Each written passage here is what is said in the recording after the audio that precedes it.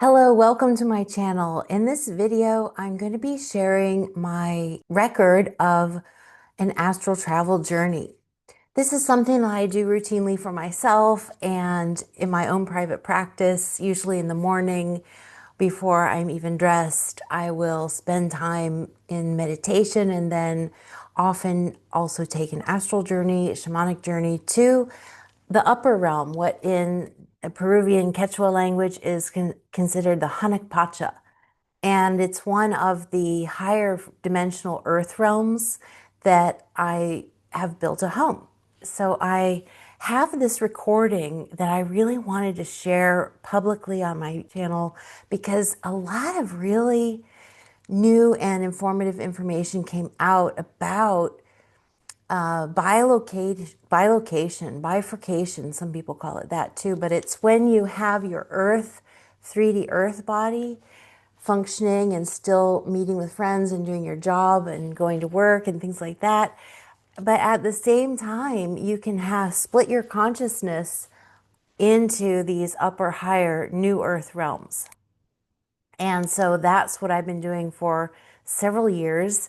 And now we're starting to understand what's really happening and make a conscious decision to spend more time in those upper realms and what the benefits are to our earth life in the 3D realm when we do that. Because some of the information that comes out in this video is about when you're in the upper realm, you can create things that then assist with your life down in the third density. And it's also helps us to make the shift, make the change, because many of you who are on my channel, you already know, and thank you if you're just joining, and thank you if you're returning. I really appreciate many of the new viewers who have found my videos and started joining. I realize that a lot of it is more advanced, but even for the people who are just waking up and starting to catch on to different realities that are available and really how to expand our consciousness and in these spiritual depths, it's like going from kindergarten to university. So things can happen quite quickly. And I like to pick up from where I am and share that. And many people are even more advanced and more in depth beyond this. So, we're all at different places. And I think that it's important to be sharing this information, sharing our experiences, because that also gives people ideas and imagination to expand what they're doing and what else is possible. So I just like to preface the audio with this introduction. So my name is Colleen. I'm a shamanic energy medicine healer. I've been studying around the world with medicine people for decades, literally. Started with Reiki, which is a wonderful, beautiful entry point, and then it progressed from there into deeper techniques and taking up lineage rites with the Peruvian shamans. And then I also studied with medicine people in many other countries because I've had my career as an art teacher living around the world. So through that, I was able to live in over 10 countries now and also traveling a lot. And so I have appreciated being able to do that. And with that, a lot of experience and a lot of training with Indigenous people kind of everywhere.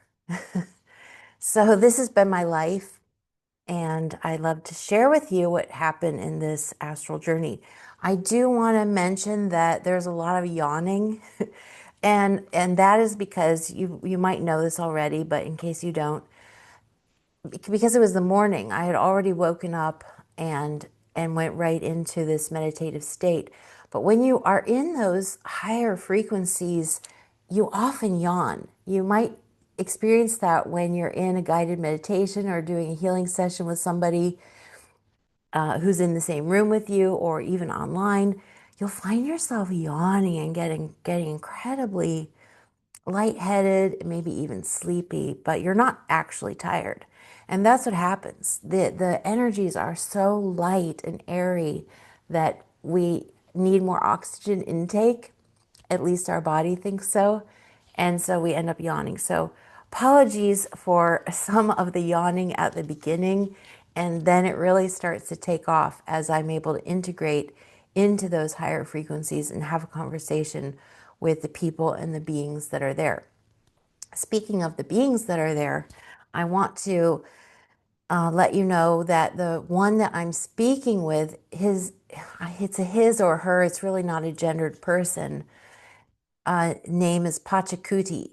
And this is who is the overseer of the upper realm that I go to in the Peruvian lineage tradition. It's just how it was introduced to me, and I have carried on with that. And so I refer to that high frequency, like angelic, a star being, just loving, beautiful kindness, helping, an amazing healer as Pachacuti. Pachacuti is also the term used for the times that we're living in right now, this world turned upside down. It's Pacha and Kuti, world upside down, because that's prophesized that we're in this time, and we're all fully aware of that now, even if you aren't a spiritual person or don't know the name of it.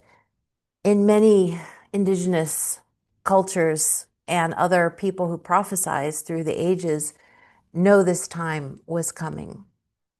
And so Pachacuti is also greatly assisting with the change of frequencies and with this human evolution that we're in.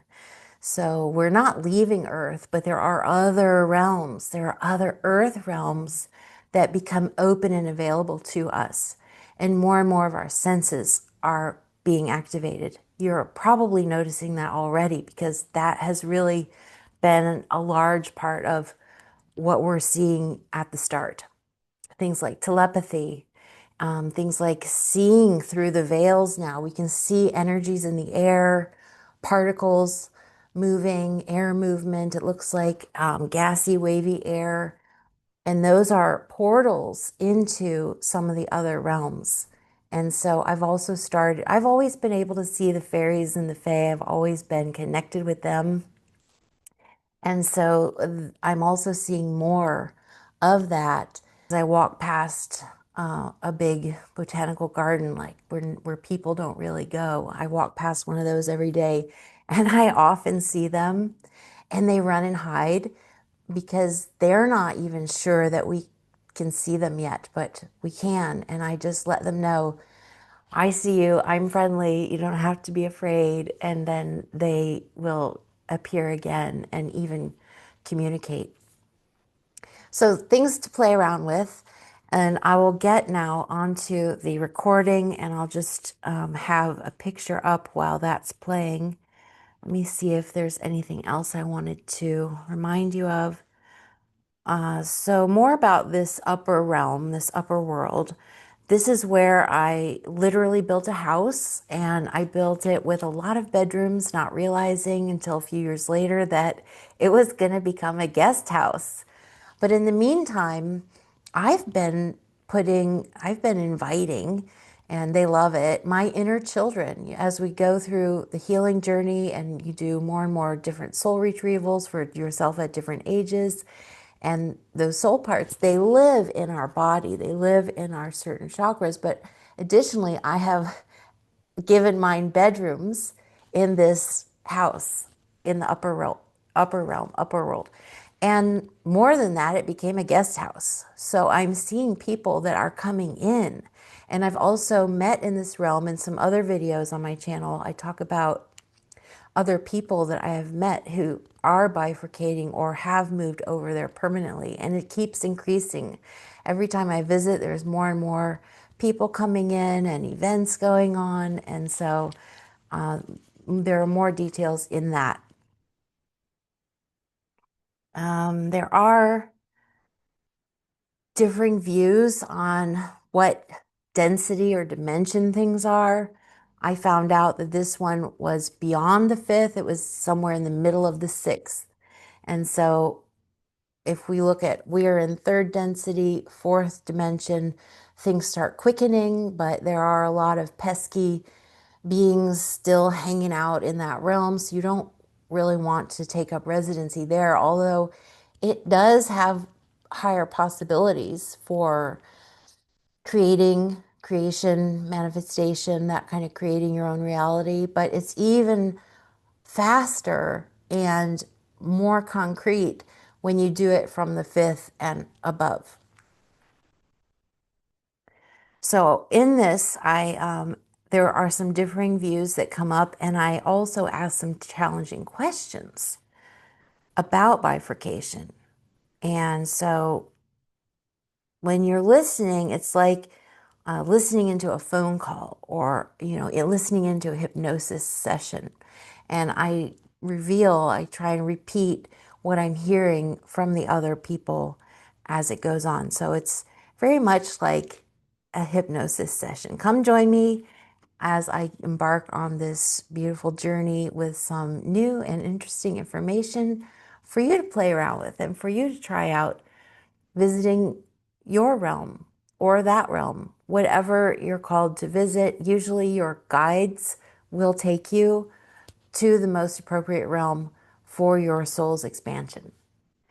Thanks for joining, and if you decide you like this video, please give it a thumbs up and help my channel grow by subscribing.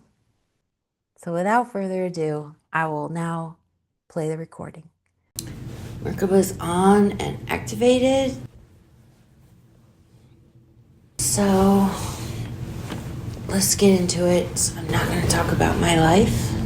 I spend most nights there, but when I arrive, my girls are so excited to see me, and it feels like I've been gone for a whole year, but it's just been a few nights or a week or something. But somehow they can sense time, and when I'm there, I fall asleep very fast. I don't have any idea what was said or what happened. So that's why it's better to do it during waking time, when I can record it and remember. All right, so let's begin.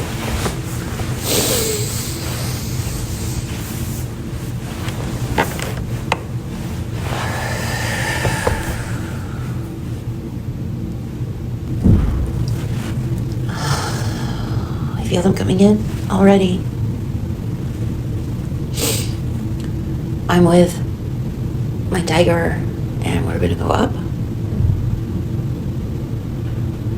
Well, we kind of go off into the sky toward the horizon, and then we do a loop and we pop up in the lake or the sea. That is on the edge of where I built a house and a garden, a small sea of swimming. It's not a lake, it's a sea. Thank you, welcome. I'm back in the lovely daylight. Where's Pachacuti?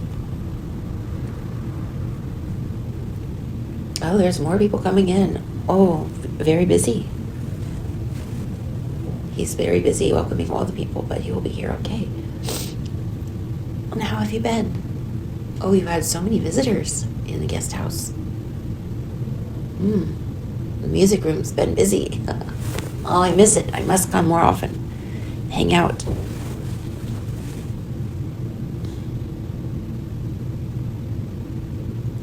The people coming in are very happy.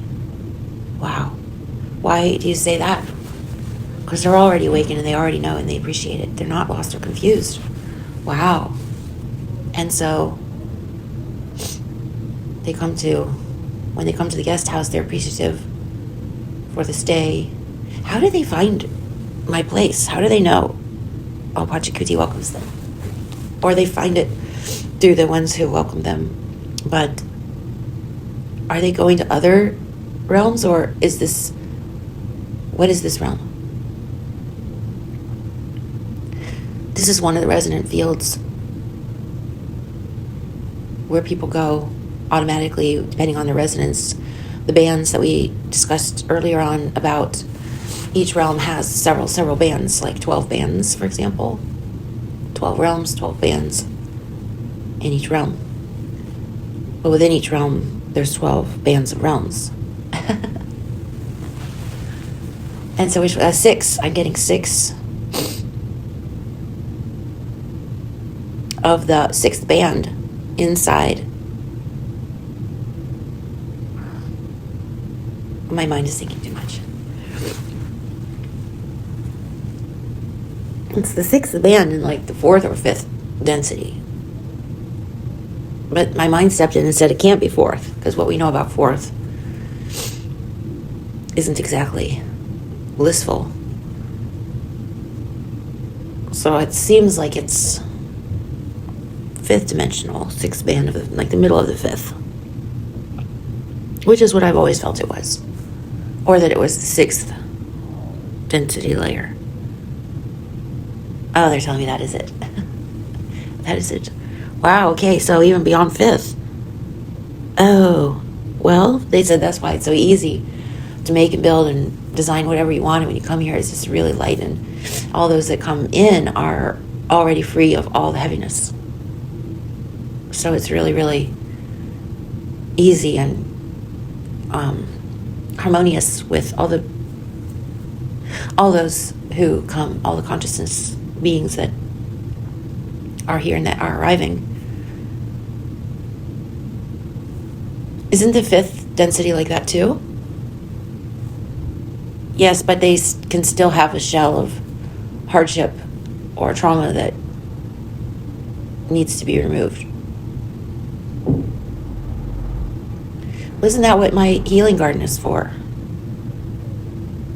So I'm confused because we are doing the healing as people come in to remove those layers of burden and heaviness, layers of conflict and duality, layers of confusion, and energizing them. Yeah, they still need that when they enter in, because they are coming from such low frequency realms that it still needs to be sloughed off like dead skin, like scrubbing your face. Okay. And the 5th is very similar too. It's just that in the 6th there are also many more beings without bodies, just pure consciousness. And however you want to show up, you can show up. If you want to have a physical looking body, you can. If you want to be a rainbow wave, you can be that. And so how are these people getting in here?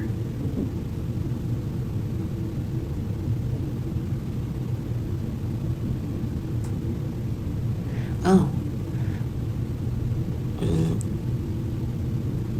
It's a little confusing because they might have died, but some already knew how to exit, how to leave the physical realm, and some are splitting, doing the bifurcation like I was playing around with last year. I haven't really done it much this year, but I think I'm going to go back to it.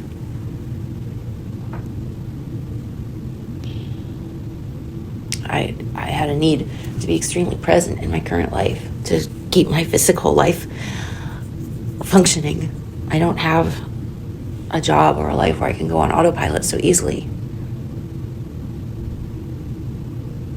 They say, but you do, but you could do. And operate from the higher frequency, take it down, step it down to the 3rd realm, and enhance your physical life. That's why you can do it, bifurcation.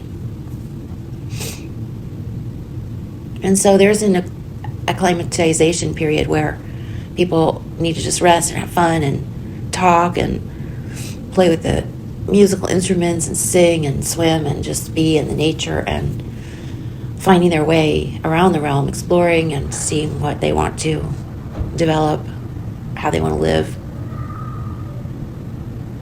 And so, like any guest house, they don't usually come back. we see them coming in and they share their ideas and desires, and then they move on.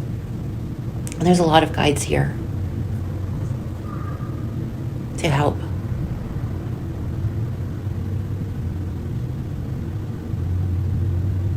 How many healing sessions does it usually take? I'm seeing some don't ask for any, but we always let them know it's available. And mostly they do take it because it's beneficial. And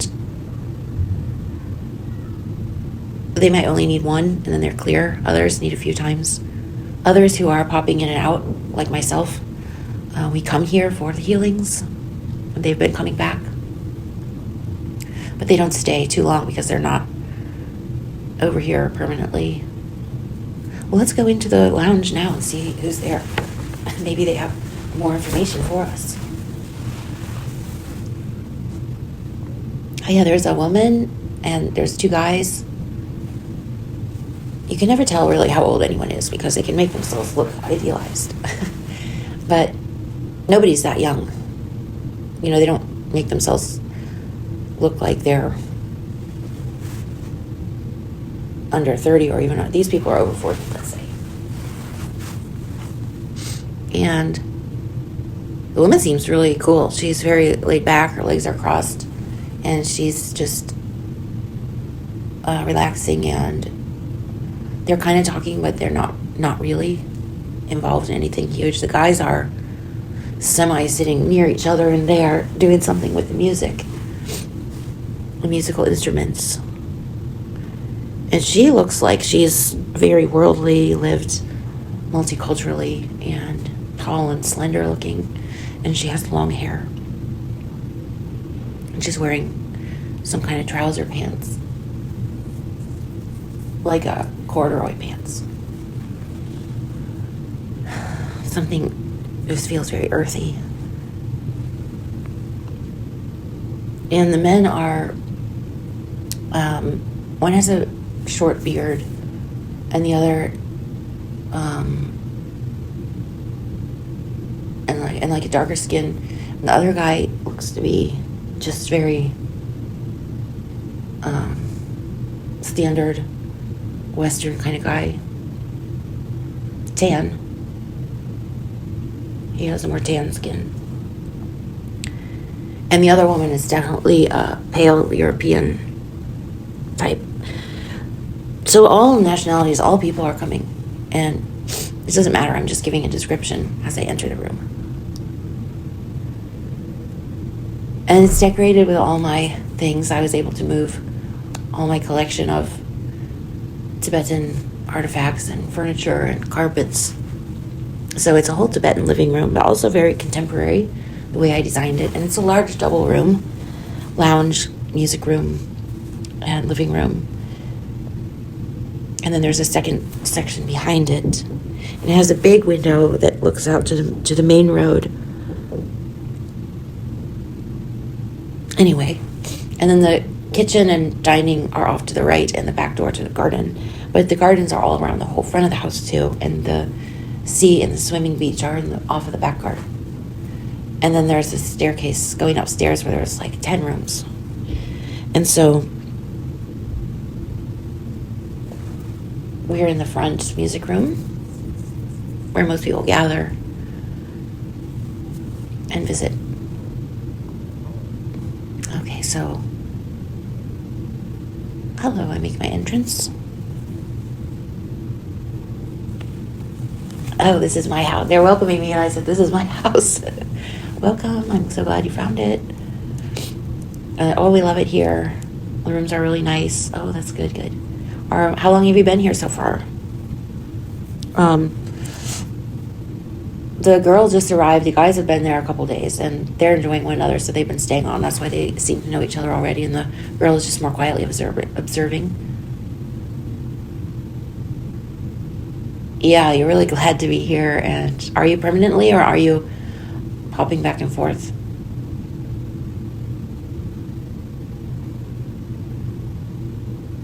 Oh. They're all three only halfway there, only half time. or trying to be more than half-time. I think the woman, she had just moved there fully. Are you aware of what you're seeing in all of this interaction in your earth body, in your third dimensional body? Not really, they say. But if you're bifurcating, you're consciously aware of it, that you're doing that.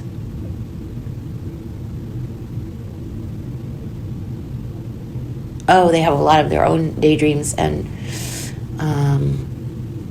experiences that they have going on, and I'm only seeing one segment of it.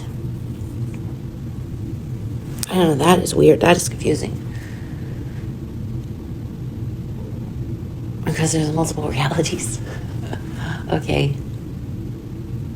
So they can just be seeing one fractalization of the experience they're having in their third dimensional mind.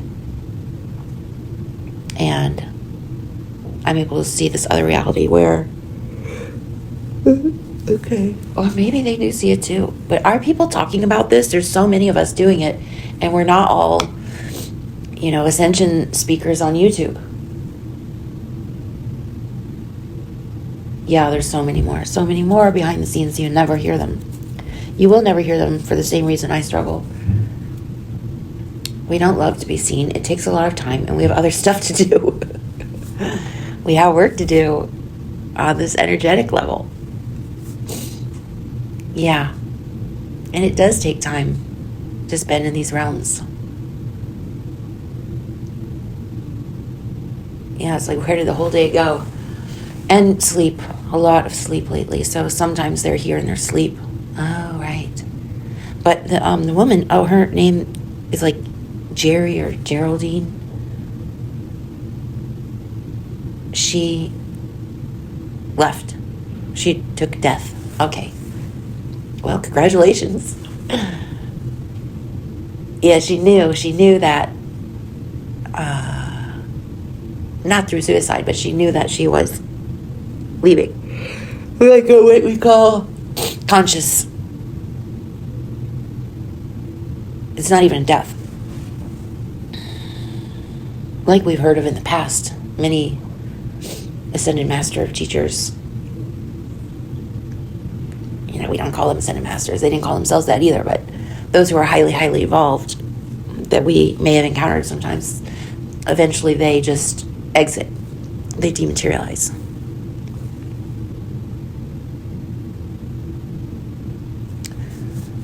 And so what are you going to do? What are you planning for yourself?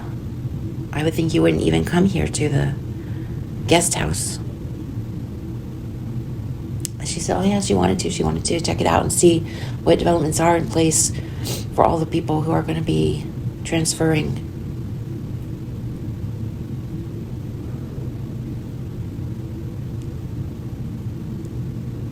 So are they transferring to this higher realm? Then they won't have a physical body present on Earth? That's right, they will not. So how are they contributing to the raising of the consciousness of humanity? Because they are still within the human realm. They have not gone back to pure source energy, although some choose to do that. Beyond the fifth density, you can have more of both kinds of characters, beings, and those who are earth humans can remain in the form of earth human, although there are many other types of characters around.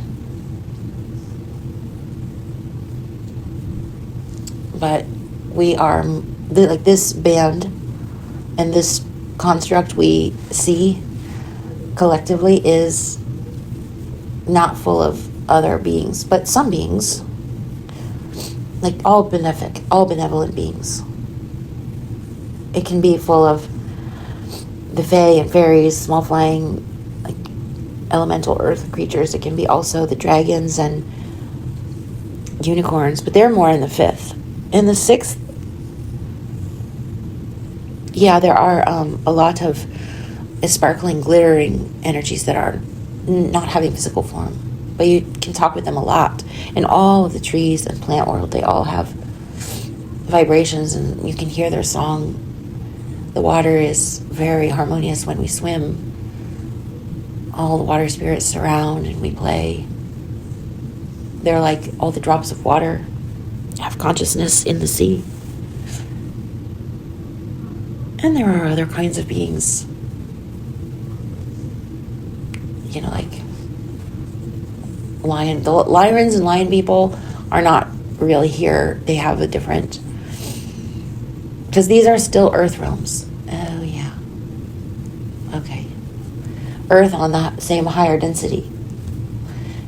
And so lions and those other beings are still located in their planetary system and dimensions within that system. Wow, this is great information. Thank you. Yeah, so she made her exit. There was a physical health condition that made her appear to pass on, and she just arrived, and she's just checking it out. And of course, when you pass, you have all of your family and friends, and where are they? And she said they're in another fractal reality, and she's also having reunions with them. But she also wanted to split and be a part of what is set up in this realm that other people are doing, and not just completely enveloped in her own earth life, friends and family. So she's split in a couple different directions to also see what else is happening. And so she's, I want to say alone, but then we're never alone. We have other entities and energies around us, like companions,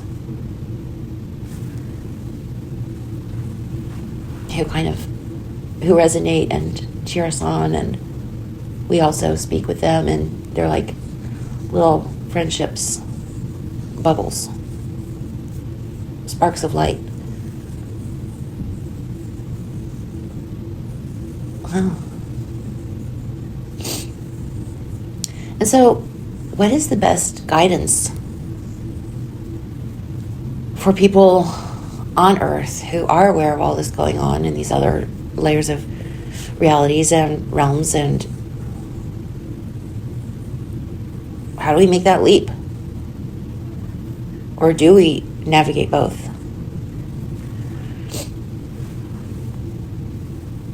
And how do we keep the Earth body happy?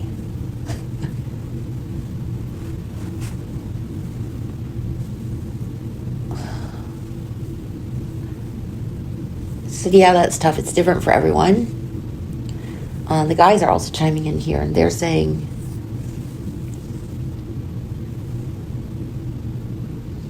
you have to be really diligent and focused to keep a consistent connection. Oh, okay. It's like an astrology where they're opposite but strongly linked together through a cord, through a tether. And so you want to keep that tether really, really strong. And that's how you can also feed, so to speak. You can fuel your earth physical life with what appear to be magic and miracles from what you create in the higher density. It's almost like you become your own higher self, but you still have the higher self. But you're split off as like a double, and in the higher realm until when you're ready to exit the third density. And that can happen in a number of ways for different people. As you're laughing, we know everybody's nervous and excited about that, how that looks, how that works.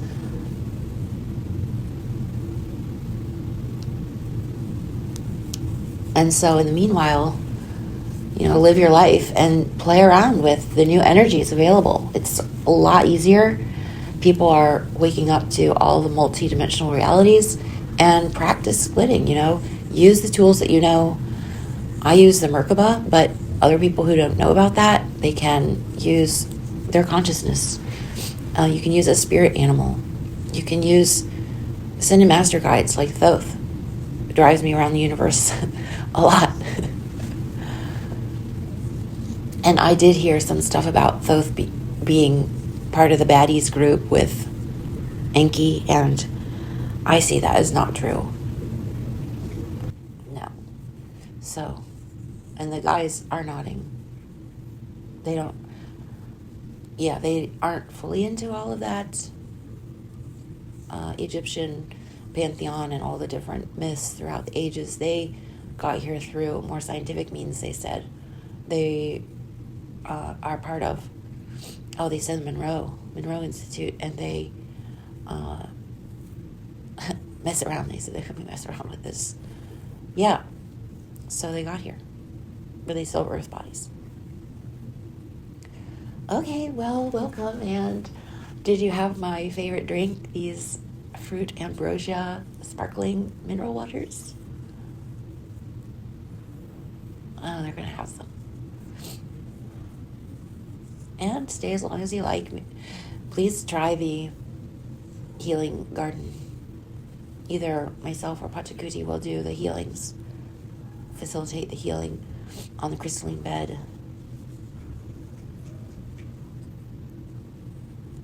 Oh, Pachacuti's coming.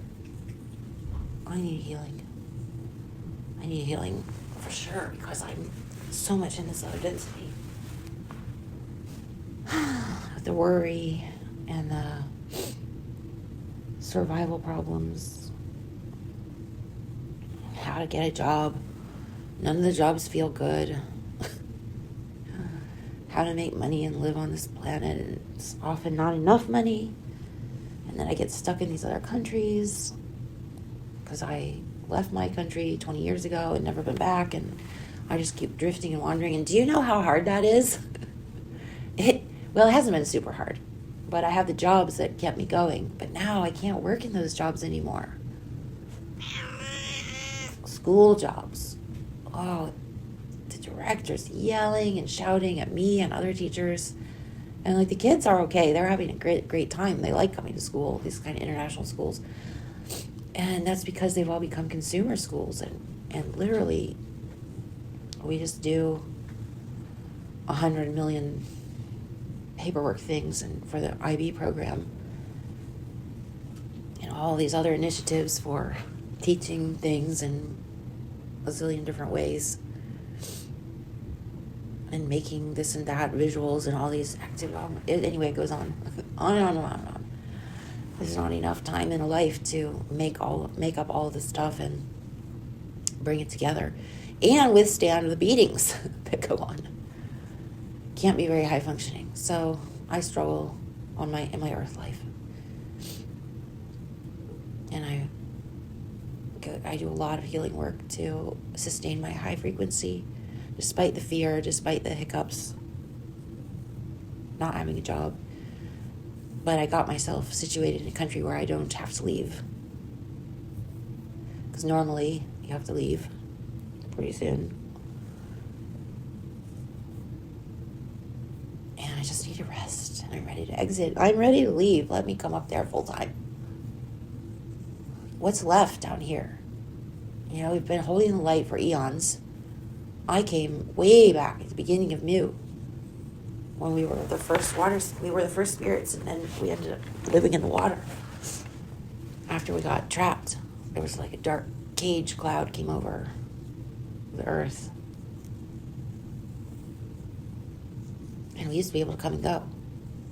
And I've been trapped here ever since then. That's why I'm very friendly and always singing to the water spirits and very aware of, and I love living near the water. Now it all makes sense.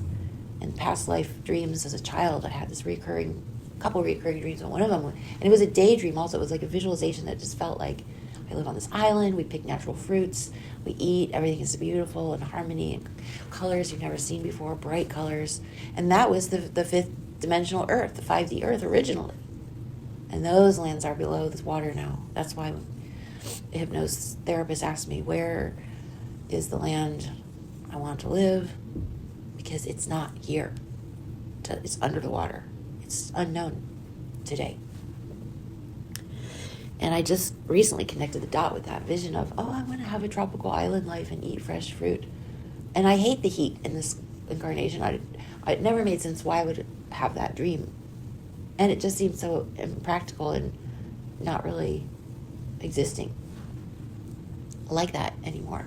And now I realize, that's because that's how I lived in the first time around. In the first time here, before we went into becoming water spirits. Anyway, Pachakudi is doing the healing while I'm talking. I think all this is coming out because of the healing frequencies. And I'm laying on this rose quartz crystal bed, which is in the garden. And there's all these crystal chairs you can sit into, and among the rose bushes and the plants. And then this bed is there, and then one day we made it retractable so it can go under the ground, under the grass. And we were designing and building it. That was a long time ago when I was still building the house and seeing all of it come together. And then I moved my stuff in because my stuff is in storage somewhere. And 3 countries ago, and I haven't been able to move it here, and it's the biggest headache of my life. It's my biggest problem, that and not having a job. And without a job, how am I going to send for my shipment? So earth problems are really difficult and hard to live. I'm so tired of it.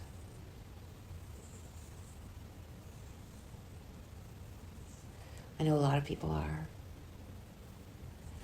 And so try this bifurcation. That's what they're saying. Like, everyone just play around like those guys inside said. They're just messing around. And you make discoveries. They said it's helping their earth life. I'm asking them now telepathically, how much is it really helping your life?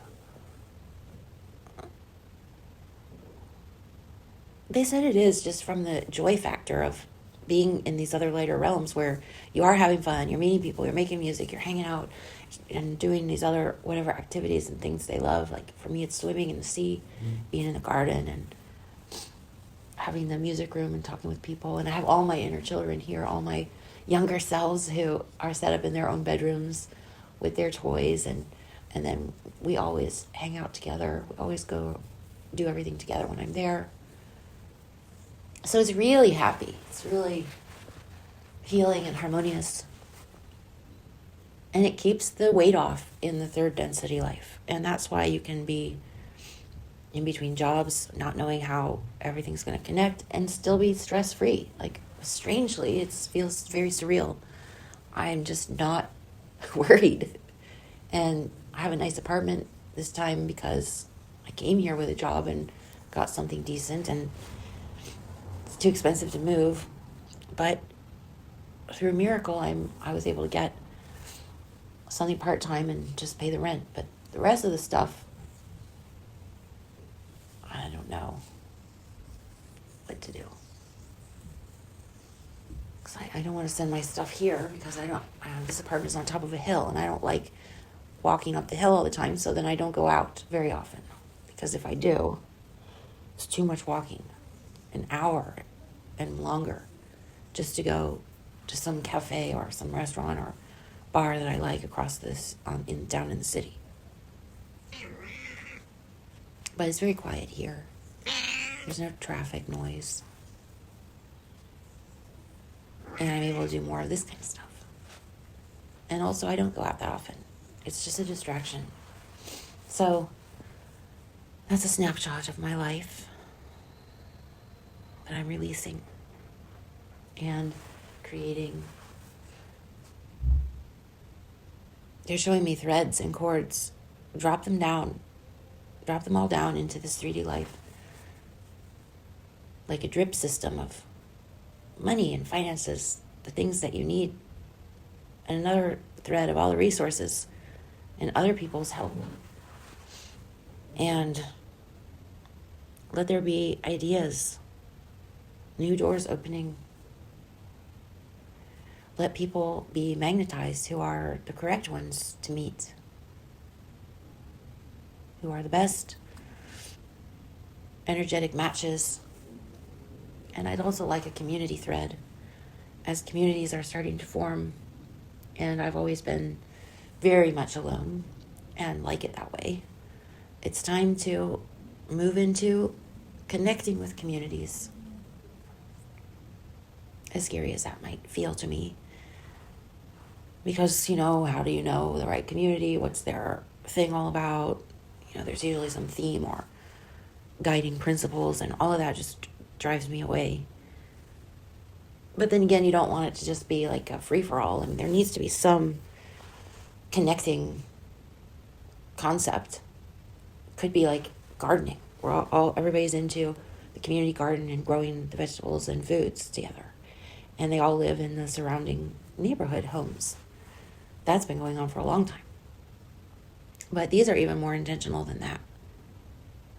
And so I drop a thread to help guide me to community.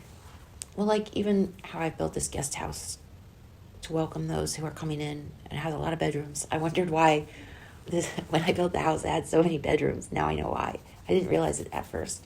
I just needed a house. I just needed a place to call home and be. Because in this earth life, I've never had my own home. I've only been moving and moving and moving countries. My own parents and that nuclear family abandoned me when I was 15, put me in an orphanage. They called it a children's home, which is really just a halfway house for orphans who are never going to be adopted. And I ran away. I escaped. They never found me. And I started living my life. Now I'm over 50. And it's like I've just been running and running and run away. Talk about, if I ever make a book, it'll be The Runaway Girl. But Louise Bourgeois already has that book title. Now, she was also a runaway girl. I don't really understand how, but it has something to do with her mother and spiders. So I can't use the runaway girl, although that is my life. And not necessarily running in recent decades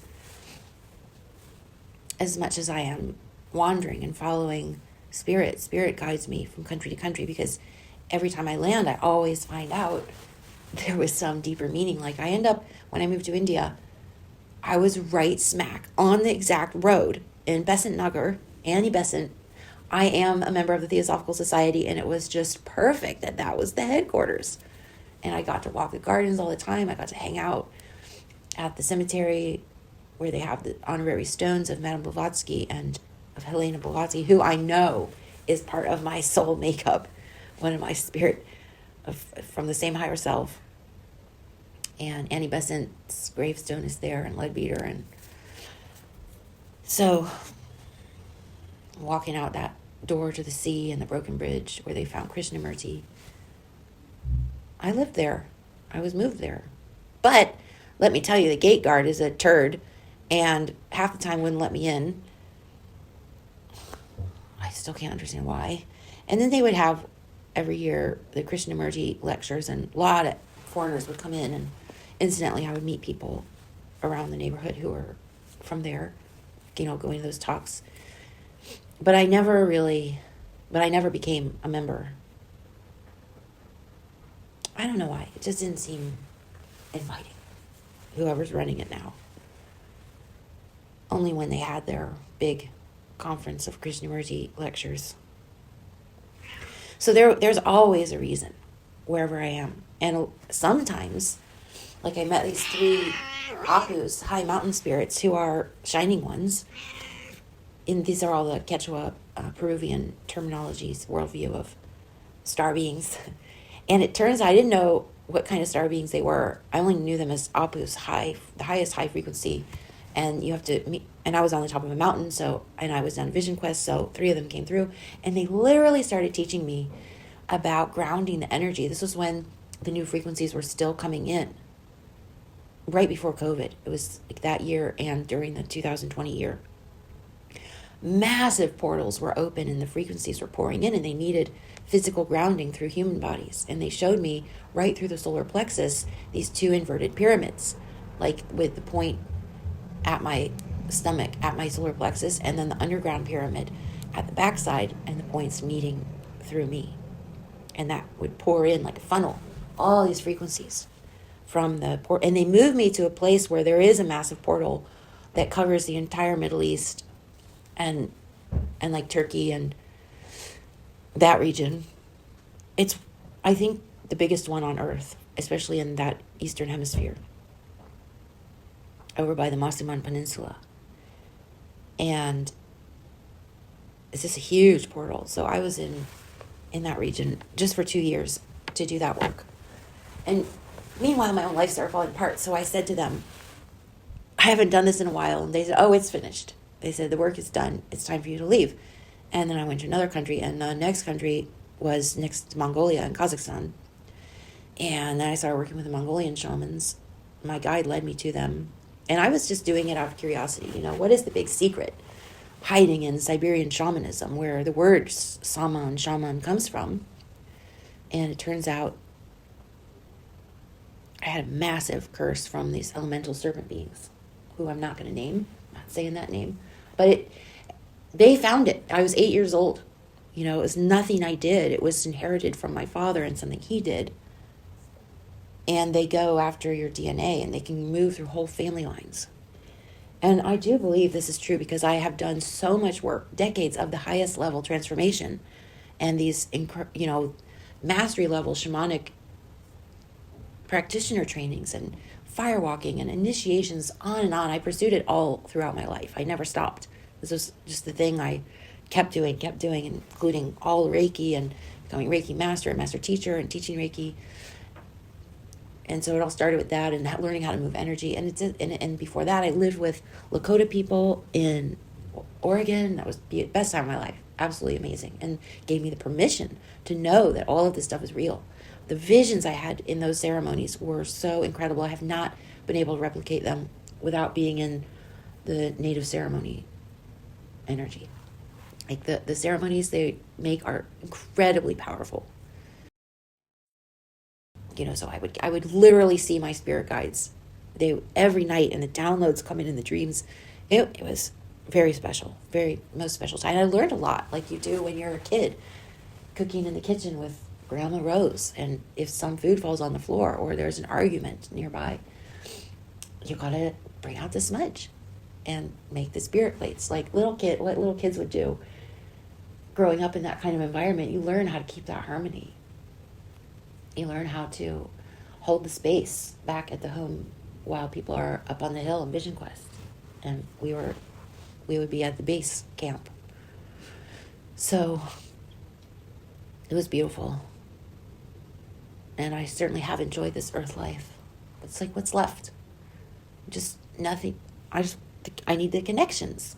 So much alone work and moving around, working with energies and having my personal come aparts. Because at the same time that we are in service, it doesn't mean it's going to make our life beautiful and perfect, which I thought it would. I thought, if I am in service and listen to the calls of spirit and do all this communicating and helping with the frequencies, that my life will be all easy and rosy. And it's not, because we still have our lessons. So I know there's a lot of us who've been doing the work. What's left? Especially if you don't have family and friends that are family. I don't have any of that. Katie. I got a Katie cat. Always the animals, the communication is deep and easily telepathic. I find nowadays the telepathy is increasing easily with not only the home pets, but the trees and outside creatures. Talking with the trees has really become an important thing. Okay, I'm starting to come back. Starting to come back to the room, back to life. Oh, it's been an hour, so let's end there. I'll go visit the Andromedans another day.